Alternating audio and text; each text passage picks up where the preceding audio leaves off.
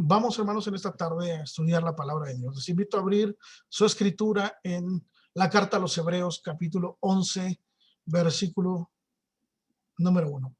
Ustedes saben, hermanos, los que siguen estas transmisiones con frecuencia, que tomamos un texto base de la palabra y de ahí desarrollamos el estudio para poder tener una comprensión mucho más apropiada del texto.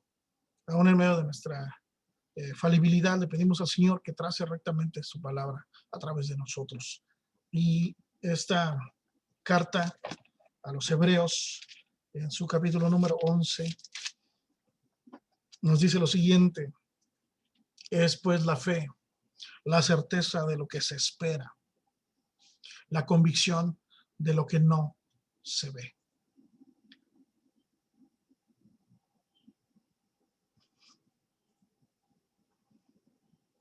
La escritura nos está entonces revelando este aspecto importante de la vida del creyente.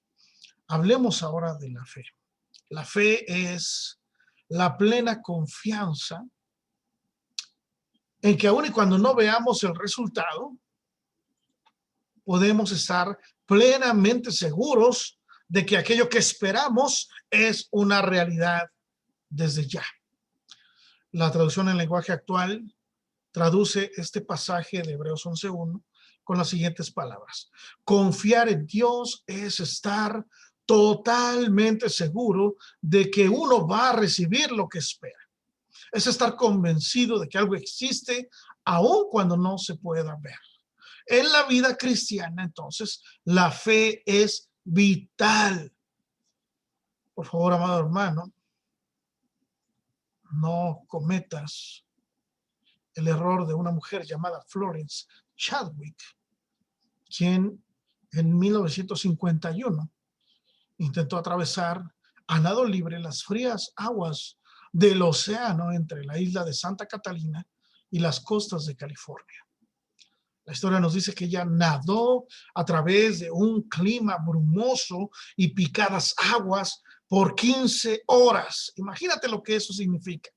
Sus músculos, como era de esperarse, a pesar de toda su preparación, sus músculos comenzaron a calambrarse y a hacerse cada vez más débiles, de tal manera que llegó un momento en que ella rogaba que la sacaran del agua. Estaba exhausta y entonces paró de nadar. No puedo más, ya, hasta aquí. Y entonces el personal de auxilio, que siempre va pendiente de este tipo de atletas, inmediatamente la sacó de las aguas y la introdujo en el bote. A los pocos minutos de andar en el bote, gracias a un claro que se abrió en la neblina, se dieron cuenta de que la costa estaba solamente a 1 kilómetro de distancia. En una conferencia de prensa le preguntaron a ella cómo se había sentido. Y ella dijo: es que yo todo lo que podía ver era neblina. No veía otra cosa, neblina por un lado, neblina por el otro, todo estaba en neblina. Si yo hubiese podido ver la costa, lo hubiera intentado. Pero ¿cómo confiar, hermanos, en aquello que no vemos? La respuesta es la fe. Amados hermanos, fe es la certeza de lo que se espera y la convicción de lo que no se ve. La fe es entonces certeza absoluta. ¿Cómo fue constituido el universo? Bueno, hay muchas teorías al respecto. La Biblia afirma, sin embargo, que en el principio creó Dios los cielos y la tierra, según leemos en Génesis capítulo 1, verso 1. Si usted, como yo, cree que lo que tenemos aquí es la bendita palabra de Dios, es cierto entonces lo que dice. También nos dice que podemos estar seguros de esto debido a la fe. Aquí en el capítulo 11, versículo 3 dice: por la fe entendemos haber sido constituido el universo por la palabra de Dios, de modo que lo que se ve fue hecho de lo que no se veía. No hay modo de explicarlo. No hay otro modo de entenderlo. Así es la fe. La fe es inexplicable. Como alguien definió la fe, dijo que la fe es dar el paso al primer escalón cuando no hemos visto todavía el resto de la escalera. El refrán popular, sin embargo, en el tiempo que vivimos en esta secularidad, en este mundo, es ver para creer. Ver para creer. Y esto fue lo que le pasó a Tomás. Ustedes recuerdan a Tomás, el discípulo del grupo de Jesús, quien se nos relata en el Evangelio de Juan, en el capítulo 20, versos 24 y 25. Si usted gusta verlo, no pierda Hebreos capítulo 11, pero vaya a Juan capítulo 20, versos 24 y 25.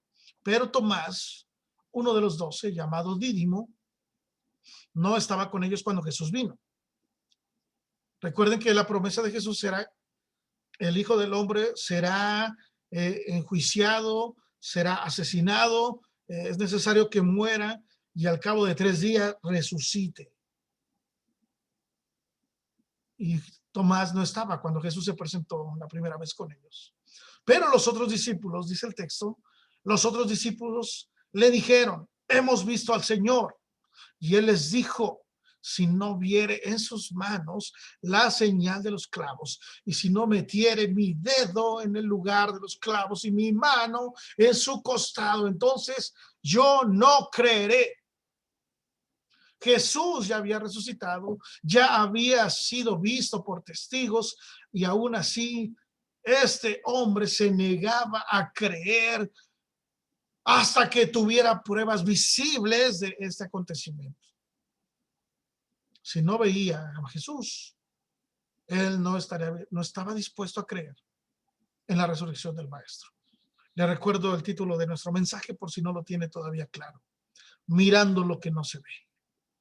Mirando lo que no se ve. Seguramente alguien se ha acercado con usted, creyente, en estos tiempos de pandemia, y le ha preguntado: ¿dónde está Dios?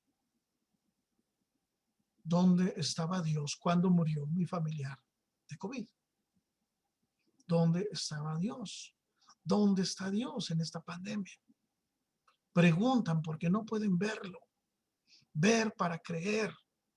Ver para creer. Yo quiero verlo. Si yo no lo veo, decía Tomás, yo no voy a creer en él. Ustedes pueden decir lo que quieran, pero yo no creeré en él hasta que no lo vea con mis propios ojos. Pero ¿qué dice la Biblia? La Biblia dice lo contrario. La Biblia dice creer para ver. No ver para creer, creer para ver.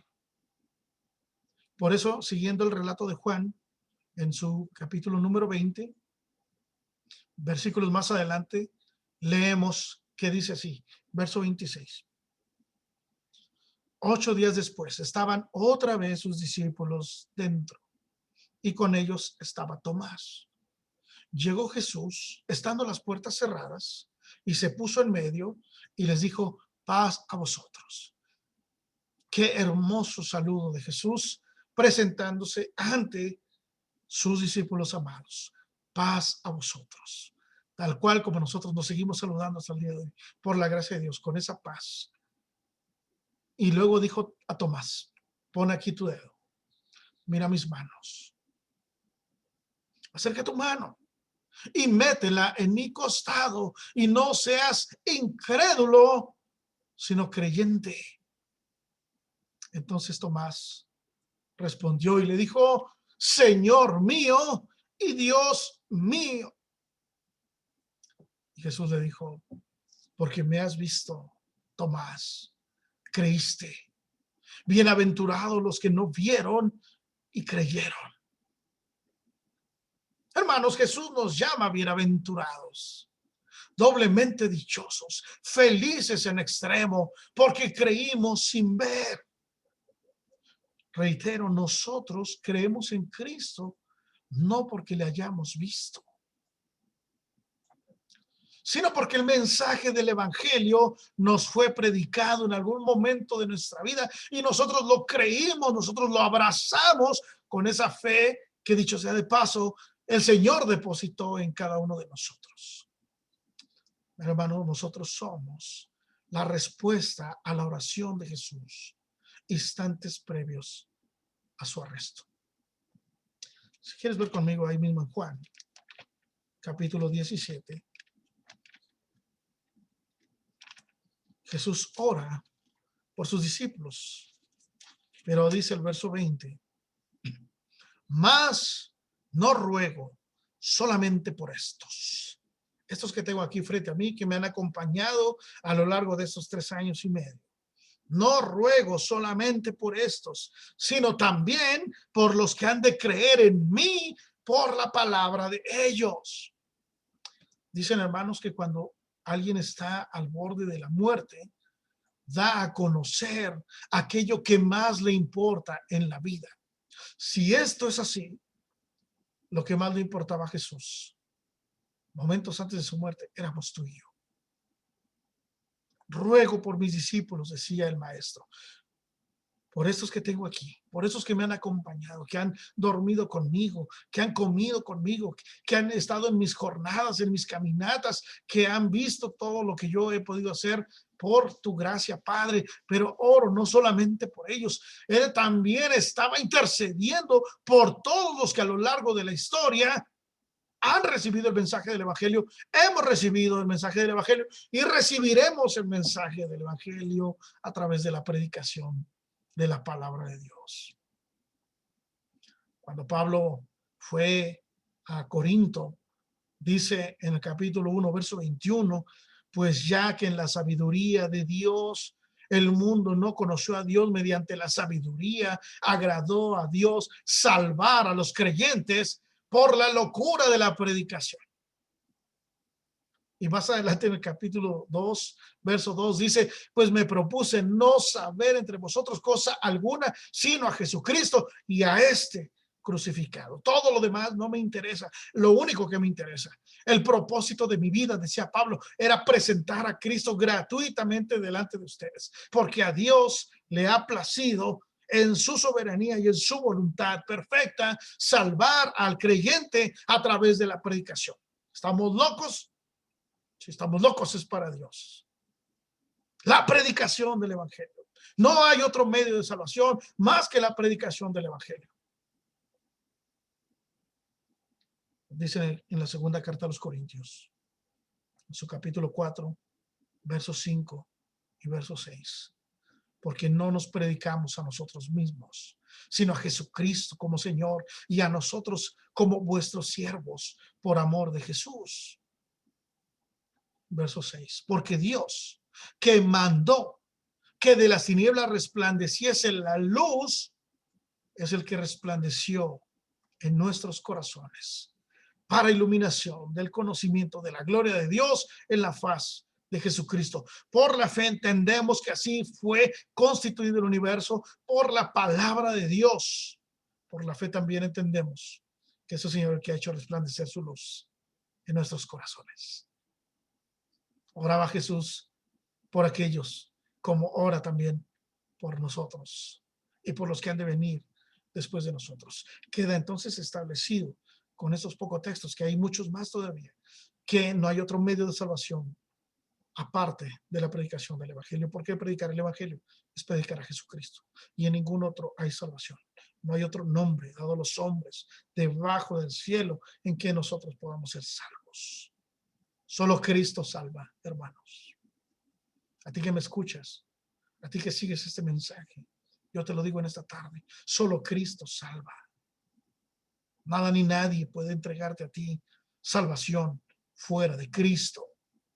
Pero si esto no te conmueve, el hecho de que Jesús haya orado por ti, por mí, momentos previos a su muerte, mira algo todavía mucho más extraordinario. Acompáñame ahí en tu escritura, en la carta de Pablo a los Efesios,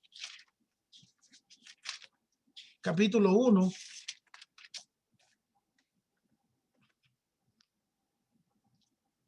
Dice, bendito sea Dios. Voy a leer del verso 3 en adelante. Efesios 1. Bendito sea el Dios y Padre de nuestro Señor Jesucristo, que nos bendijo con toda bendición espiritual en los lugares celestiales en Cristo. Y nota eso, hermano, por favor. según nos escogió en él,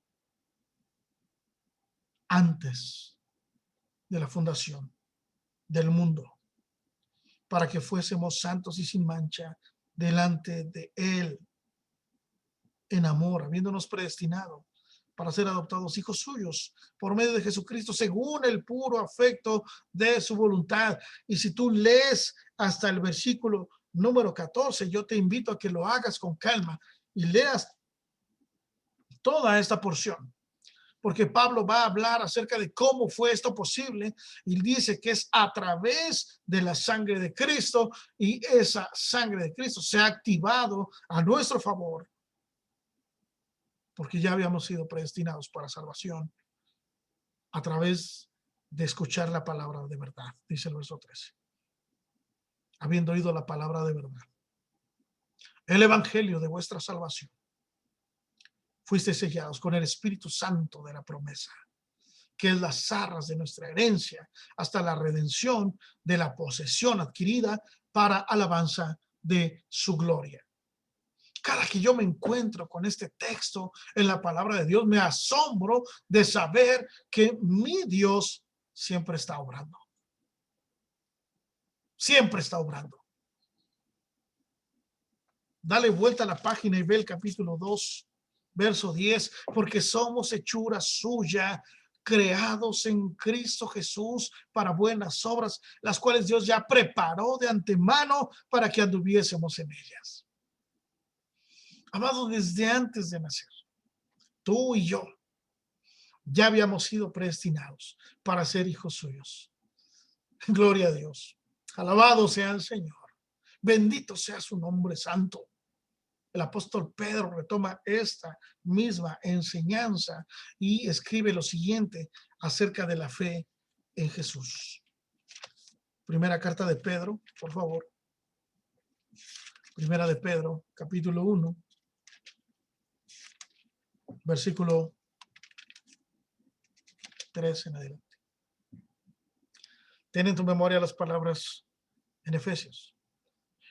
Verso 3 en adelante. Bendito el Dios y Padre de nuestro Señor Jesucristo, que según su grande misericordia nos hizo renacer para una esperanza viva por la resurrección de Jesucristo de los muertos, para una herencia incorruptible, incontaminada e inmarcesible, reservada en los cielos para vosotros, que sois guardados por el poder de Dios mediante la fe para alcanzar la salvación, que está preparada para ser manifestada en el tiempo postrero, en lo cual vosotros os alegráis, aunque ahora por un poco de tiempo, si es necesario, tengáis que ser afligidos en diversas pruebas. Pero mira el verso 8, hablando de Jesús, dice, a quien amáis sin haberle visto, en quien creyendo, aunque ahora no lo veáis, os alegráis con gozo inefable y glorioso, obteniendo el fin de vuestra fe, que es la salvación de vuestras almas. Cosas, hermanos, que los profetas profetizaron de esta gracia destinada a vosotros, y ellos inquirieron y diligentemente indagaron acerca de esta salvación, escudriñando qué persona y qué tiempo indicaba el Espíritu de Cristo que estaba en ellos, el cual anunciaba de antemano los sufrimientos de Cristo y las glorias que vendrían tras ellos. A esto se les reveló que no para sí mismos, sino para nosotros administraban las cosas que ahora os son anunciadas por los que os han predicado el evangelio del Espíritu Santo enviado del cielo, cosas en las cuales anhelan mirar los ángeles. Si pusiste atención, tanto Pablo como Pedro inician bendiciendo a Dios. Bendito sea el Dios y Padre de nuestro Señor Jesucristo, porque todo inicia en Él, continúa en Él y concluye en Él. El acto de salvación fue un acto que Dios decidió en la eternidad. Y por eso Jesús mismo, dice Pedro, versos más adelante, es ese cordero preparado para nosotros desde antes de la fundación del mundo. Ahora bien, una vez que hemos resaltado que la fe no es por vista, sino por escuchar el mensaje del evangelio, Ahora yo quiero hablar acerca de la relevancia de la fe. Y para eso te invito a que regreses, como yo te solicité, y pusieras un marcador en Hebreos 11. La relevancia de la fe, mirando lo que no se ve. ¿Cuál es el impulso del cristiano? La fe, hermanos. La fe es lo que mueve al creyente. La fe es el motor que impulsa al creyente a hacer cosas impensables y a mirar cosas que son invisibles, que no se pueden ver, que no se pueden explicar, pero que son reales. Considera conmigo el ejemplo de quienes son mencionados en este capítulo 11. Mira, por ejemplo, en el verso 4, Abel. ¿Qué fue lo que llevó a Abel a darle una ofrenda agradable a Dios? Fue su fe. Caín llevó también la suya, pero la llevó sin fe. El texto no nos da mucha claridad, pero por el contexto completo de la escritura entendemos que todo aquello que no es de fe es pecado, y por eso la ofrenda de Caín no fue aceptada, pero la de Abel sí. Por la fe Abel ofreció una ofrenda mucho más excelente que la de Caín, su hermano. Por la fe, hermanos. La fe nos lleva a ofrendar a Dios y a ofrendarnos a Dios, como Pablo dice en la carta a los Romanos, capítulo 12. Yo les ruego por las misericordias de Dios que presenten su cuerpo en sacrificio vivo, santo, agradable a Dios. Ofréndense ustedes mismos por la fe. Por la fe, dice el verso 5, Enoc fue llevado de un lugar a otro para no ver muerte, pero antes de que fuera llevado, tuvo un testimonio de haber agradado a Dios. Si tú lees el pasaje en Génesis, dice, caminó Enoc con Dios. Qué hermosa figura nos presenta el escritor de Génesis. Caminó Enoc con Dios. Iban de la mano, como dice el profeta. ¿Andarán dos juntos si no estuvieran de acuerdo? Por supuesto que no. Pero andaban juntos en sentido figurado, puesto que la vida de Enoc agradaba a Dios. En el verso 7, ve el ejemplo de Noé. Por la fe, Noé, cuando fue advertido de cosas que aún no se veían, ¿cómo se llama eso? Se llama fe. Estamos locos, repito. Si estamos locos para Dios. Cosas que aún no se veían. Él preparó con temor reverente un arca en la cual se salvase él con su casa. Y esa fe que él demostró salvó a su familia y al mismo tiempo condenó al mundo, porque ellos no creyeron. No obstante que Noé, dice el texto, que fue pregonero de justicia y alrededor de 100 años estuvo predicándoles para arrepentimiento y ellos no escucharon. Mira el ejemplo de Abraham, verso 8. Por la fe Abraham, siendo llamado, obedeció para salir al lugar que había de recibir como herencia y salió sin saber a dónde iba. Vete de tu tierra y de tu parentela y vete a la tierra que yo te mostraré. ¿Dónde es eso? Tú camina. ¿Hasta dónde? Tú camina. Oye, pero tú camina. Y él caminó, hermanos, por la fe. Por la fe dejó su tierra y su parentela, donde él era muy rico, y habitó como forastero. Ahora ve el verso 17. Estamos en el ejemplo de Abraham. El verso 17 dice, por la fe Abraham, cuando fue probado, ofreció a Isaac. Y el que había recibido las promesas ofrecía su unigénito, habiéndosele dicho en Isaac te será llamada descendencia. ¿Por qué hizo esto? El verso 19 nos dice que él tenía la plena certeza de que la promesa de Dios se cumpliría en su vida. Si Dios me dijo que yo sería padre de muchedumbres, yo lo voy a hacer. Si Dios me pide que yo sacrifique a mi hijo, yo lo voy a sacrificar, porque Dios tiene el poder para regresármelo de entre los muertos, porque Dios cumplirá su palabra. Dios cumplirá su promesa. Y dice el texto en sentido figurado, Dios se lo regresó. Ahora ve el ejemplo de Sara.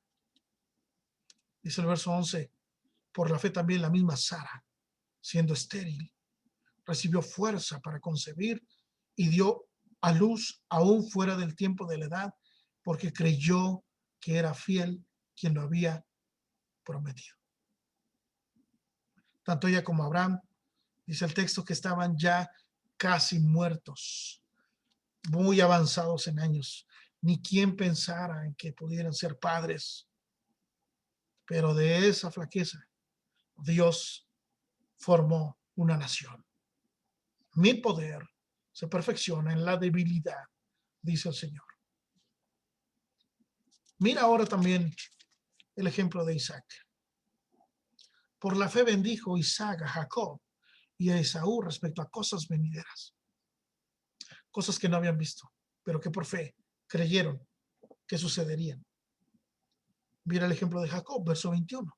Por la fe, Jacob al morir bendijo a cada uno de los hijos de José y adoró apoyado sobre el extremo de su bordón.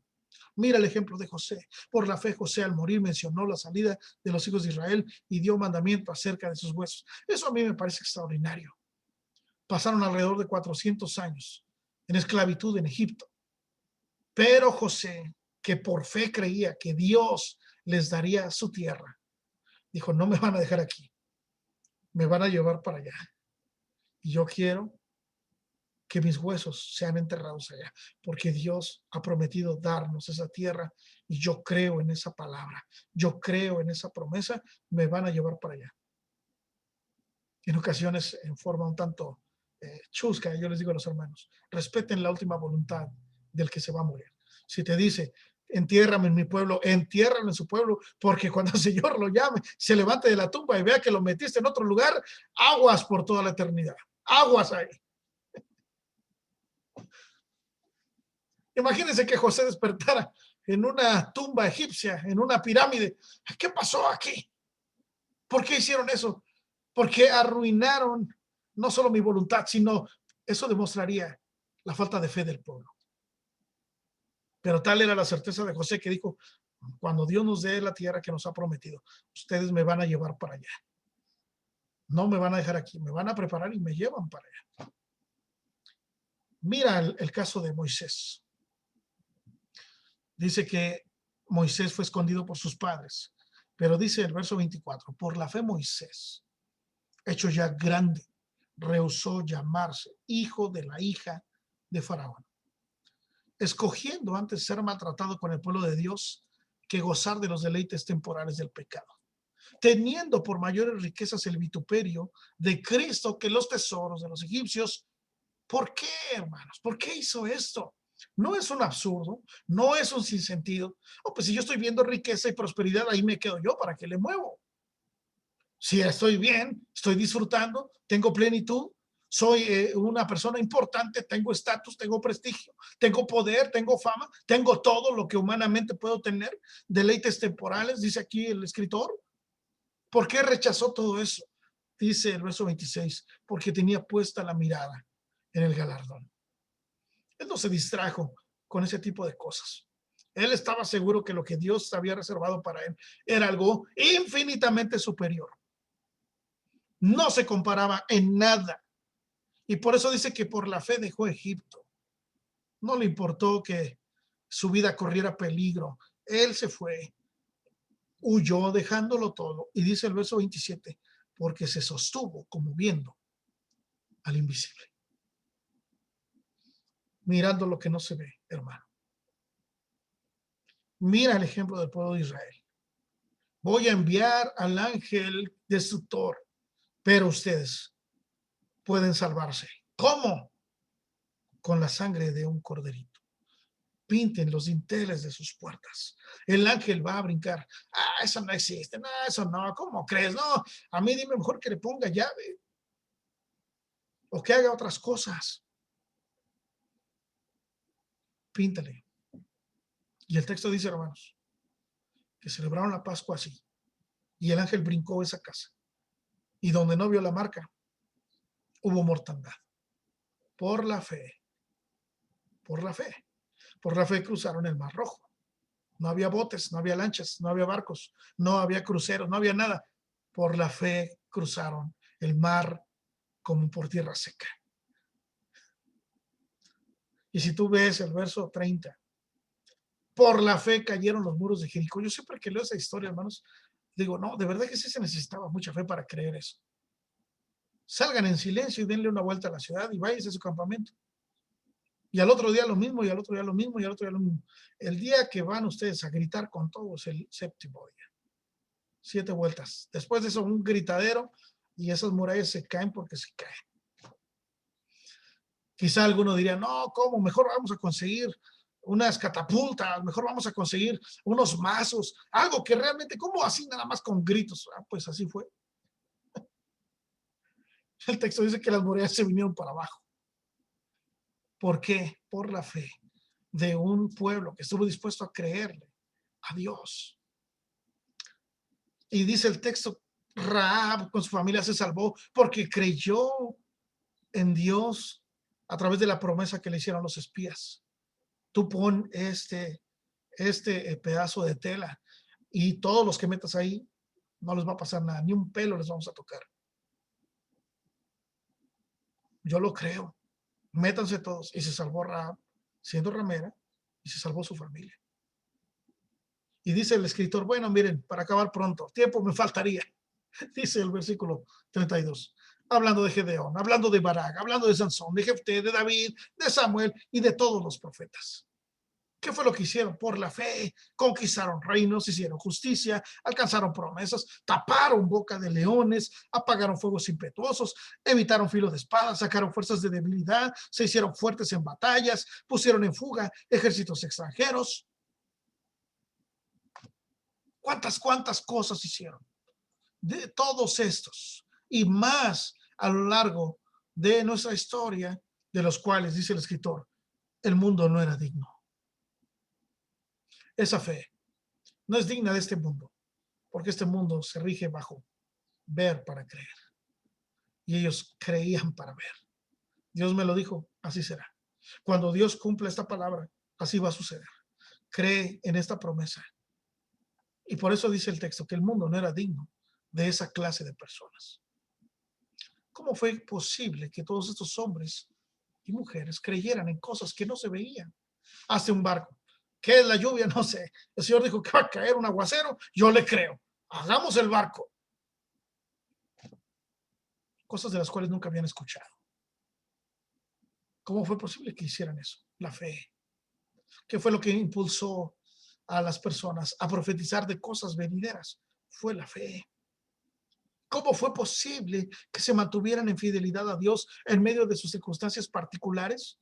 En medio de burlas, ataques, amenazas, persecuciones, peligros de muerte. La respuesta es una y solo una: la fe. Todos ellos, dice el texto, murieron sin recibir lo prometido. Y tenían la oportunidad de haberse echado para atrás, según el verso 15. Si hubiesen estado pensando en aquella ciudad de donde salieron, ciertamente tenían tiempo de volver. Ellos pudieron haber regresado, como bien dijo Jesús. ¿Quieren ustedes también irse? Se pueden ir, no hay ningún problema. ¿Hay oportunidad de desertar? Por supuesto que la hay. ¿Podían rajarse? Claro que sí. Pero no fue así. No fue así. Ellos continuaron hasta su último aliento, creyendo que un día recibirían lo prometido. Cuando Lutero clavó sus 95 tesis y todo lo que se generó después, que conocemos como el movimiento de la Reforma Protestante, le preguntaron que si los escritos eran suyos y que si estaba dispuesto a retractarse para recibir el perdón y el indulto de parte del Papa y el Emperador. Y entonces él pudo haber dicho, bueno, sí, fue un momento de debilidad, no sabía lo que hacía, pues retiro lo dicho, quémenlo todo y yo vuelvo a ser el monje que solía ser. Sin embargo, él pide tiempo y dice la historia que él clamó a Dios diciendo, ayúdame, Señor, ayúdame, fortaléceme. Mira que está en peligro mi vida, tú lo sabes, pero Castillo fuerte es nuestro Dios. Ese himno bellísimo lo compuso él en momentos de debilidad. Y cuando regresa le dicen, son tuyos, sí. ¿Qué dices a ellos? ¿Te retractas? No. Si ustedes me demuestran con la escritura que lo que estoy diciendo no es así, yo me retracto. Pero si no es así, mi mente está cautiva a la palabra de Dios. Todos estos que hemos leído alcanzaron buen testimonio mediante la fe, pero no recibieron lo prometido. Pero para nosotros la promesa, dice Pablo, nosotros sabemos que el que resucitó al Señor Jesús, a nosotros también nos resucitará con él y nos presentará juntamente con vosotros. Hermanos, mirando las cosas que no se ven. La fe de nuestros días es la sección de esta parte del mensaje. Este es un mensaje para nosotros hoy. Así que, amados hermanos, esa fe que llevó a estos hombres y mujeres a realizar hazañas, portentos, es la misma fe que tenemos hoy nosotros.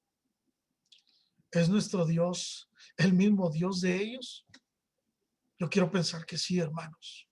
Yo quiero afirmar que sí, Él es nuestro Dios. Y la fe es confiar en Dios todo el tiempo. Recordamos las palabras del escritor de Hebreos aquí en el capítulo 10, verso 38. Mas el justo por su fe vivirá. Palabras que estaban registradas desde el Antiguo Testamento. El justo vivirá por su fe. Que si retrocediere, no agradará a mi alma. La fe. Son dos palabras, hermanos. Son 4 letras. La fe.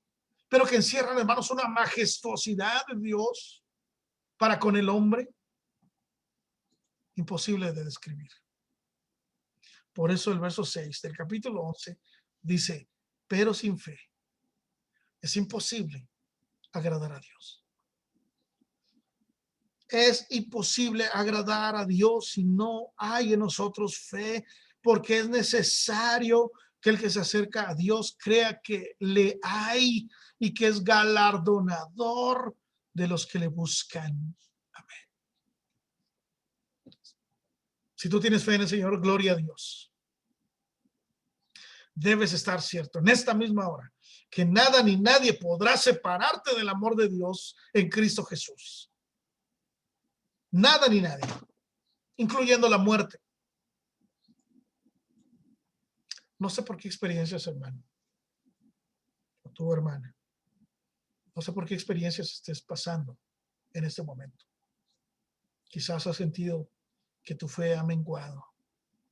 Tal vez como la nadadora de la historia del comienzo, la historia real. Has dejado de esforzarte porque no ves la meta. El cansancio, el agotamiento, la presión ha hecho mella en tu persona. Has dejado de ver el galardón. Has dejado de ver al invisible. Acuestioné algo sin sentido. Si ese es tu caso, yo te animo en el nombre del Señor. Esfuérzate y sé valiente. Esfuérzate y sé valiente y no temas ni desmayes, porque Jehová tu Dios estará contigo donde quiera que tú vayas. Sabemos que a los que aman a Dios, dice Pablo en su carta a los Romanos capítulo 8, verso 28, sabemos que a los que aman a Dios, todas las cosas les ayudan para bien. Todas las cosas. Porque ya Dios nos ha predestinado, ya Dios nos ha conocido desde antes y nos quiere hacer a la imagen de su Hijo, y para eso hará lo que Él tenga que hacer para que nosotros reflejemos su gloria. Quitará lo que haya que quitar, pondrá lo que haya que poner. Por muy difícil y doloroso que esto sea, o bien por muy sencillo y placentero. Algunos de los que me escuchan han perdido su trabajo. Quizás han perdido a un ser amado, a un padre, a una madre, o a los dos, a un hermano, a un abuelo, a un tío, a un hijo, a un amigo cercano, a un compañero de trabajo, a un hermano en la fe, a un pastor de la iglesia. No lo sé. Lo que sé es que estamos rodeados de sombra y de muerte, pero el Señor está con nosotros. El Señor sigue estando con nosotros. Por eso uno de mis cantos favoritos, hermanos, es este que han titulado Waymaker en inglés, o Poderoso abres caminos. En su letra dice, aunque no pueda verte, estás sobrando. Aunque no pueda verte, estás sobrando. Siempre estás obrando. Aunque no pueda verte, tú sigues obrando. Algunos se identificarán más quizá con el canto de Jesús Adrián Romero. Aunque mis ojos no te puedan ver, te puedo sentir, sé que estás aquí. Y aunque mis manos no pueden tocar tu rostro, Señor, sé que estás aquí. Sin embargo, lo dejo en segundo lugar porque la certeza de la persona está no en lo que pueda llegar a sentir. Hay momentos ciertamente donde no sentimos a Dios y eso no dice nada respecto a la presencia de Dios o ausencia de Él. Que lo sientas o no, no hace diferencia en la presencia de Dios. Él siempre está obrando. Él siempre está obrando. Aunque no pueda verte, estás obrando. Siempre estás obrando. Por eso Pablo les escribió lo siguiente. Estamos llegando ya a las postrimerías de nuestro mensaje. Y aquí en 2 Corintios capítulo 5, verso 7, dice Pablo con todas sus letras, porque por fe andamos, no por vista. Porque por fe andamos, no por vista. Dale vuelta a Romanos 8. Y en Romanos 8, versos 24 y 25, dice, porque en esperanza fuimos salvos. Pero la esperanza que se ve no es esperanza. Porque lo que alguno ve, ¿a qué esperarlo? Pero si esperamos lo que no vemos, con paciencia lo aguardamos. Ciertamente en esta pandemia hemos perdido a muchos. Hemos perdido tal vez el celo por el Señor también. Hemos dejado que la pereza, la apatía, el desgano, la ansiedad, el temor, el desconsuelo o el desánimo nos tomen presos y hemos dejado de mirar al Señor. Hoy el Señor nos dice una vez más, mirad a mí y sed salvos todos los confines de la tierra, porque yo soy Dios y fuera de mí no hay quien salve. Has dejado de ver a Jesús, mira otra vez. Levanta la vista, mira otra vez. Miren a mí todos, sean salvos. El Señor está llamando hoy a su pueblo a que ponga en Él otra vez la totalidad de su confianza. El Señor está obrando en todo tiempo. Dice Jesús, mi Padre trabaja, por eso yo sigo trabajando. Mi Padre hasta hoy trabaja. Hermanos, el Padre sigue trabajando, sigue obrando a nuestro favor. No pongas tu fe en la vacuna. Hoy escucho a muchos cantar victoria. Ya la hicimos, ya viene la vacuna. No pongas tu fe en la vacuna. Qué bueno que tenemos vacuna, gracias a Dios. Pero no pongas tu fe en la vacuna. Me preguntan si se la deben de poner. Yo, póntela. Si no te la quieres poner, no te la pongas. Pero tu fe no está en la vacuna, pues.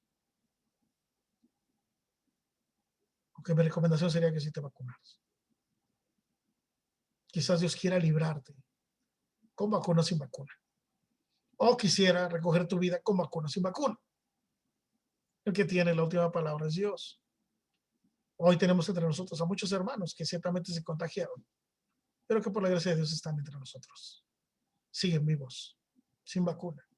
Algunos sin tratamiento, otros se vieron gravemente enfermos, pero fue la voluntad soberana de Dios dejarlos o recogerlos. Si tú que me escuchas has sufrido pérdidas y has enfrentado dolor, mira a Jesús. Él es nuestro sustentador. Él es nuestro proveedor, nuestro refugio, la torre de nuestra protección, nuestro escondedero fiel, la roca inamovible, nuestro príncipe de paz, nuestro salvador, nuestro maestro, nuestro mejor amigo, nuestro pastor, nuestro rey, nuestro Señor. Por tanto, deja de mirar hacia atrás. Toma el ejemplo de Pablo en Filipenses 3, verso 13 y 14. Hermanos míos, dice Pablo, yo mismo no pretendo haberlo ya alcanzado, pero una cosa sí hago, olvidando lo que queda atrás y extendiéndome lo que está adelante. Prosigo a la meta, al premio del supremo llamamiento de Dios en Cristo Jesús. Recuerda a Moisés, recuerda a Abraham, recuerda a todos estos hombres y mujeres que acabamos de ver, porque tenían puestos la mirada en el galardón. No te distraigas, renueva tus fuerzas. Sigue nadando, sigue caminando, sigue esforzándote. No por lo que este mundo ofrece, sino porque el Señor ha prometido para nosotros lo siguiente. Segunda a los Corintios capítulo 4.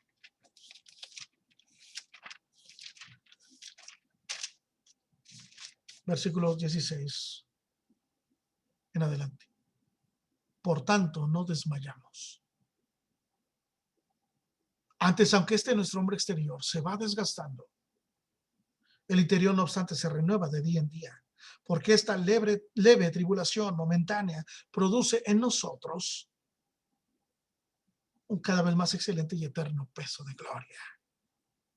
No mirando nosotros las cosas que se ven, sino las que no se ven, pues las cosas que se ven, hermanos, son temporales, pero las cosas que no se ven son eternas.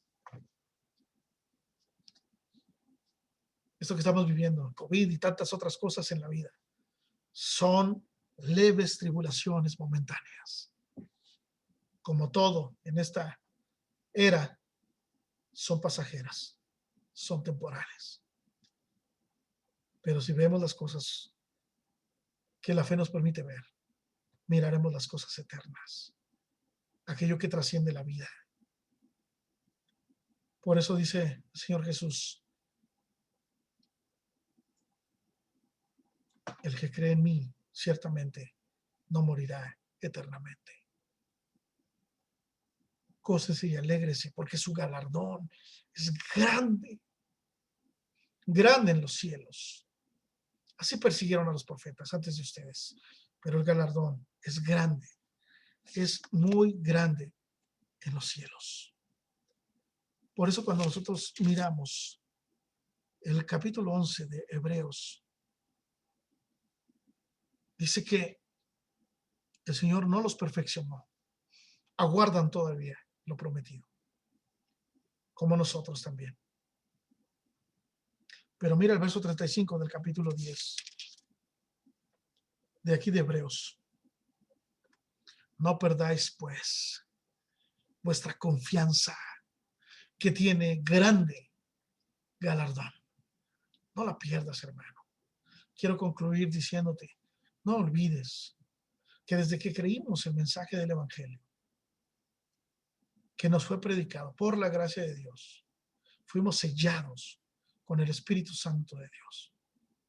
Ese Espíritu es la garantía de lo que todavía no vemos, nuestra glorificación. Las arras, es decir, la garantía, el anticipo que tenemos hoy de que esa promesa se cumplirá, es el sello del Espíritu Santo. Nosotros, al igual que los varones y mujeres de Hebreos 11, estamos también aguardando lo prometido. Quiero concluir con estas palabras. Verso 23 del capítulo 10 de Hebreos. Mantengamos firme, sin fluctuar, la profesión de nuestra esperanza. Subraya eso, hermano, de verdad. Aunque tengas la Biblia del centenario, tú subraya ese texto.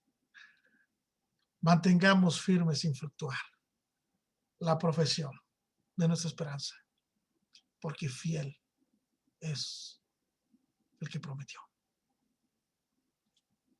Que sea para nosotros una exhortación permanente para que podamos mirar lo que no se ve a través de la fe. Que Dios bendiga su palabra. Dios te bendiga.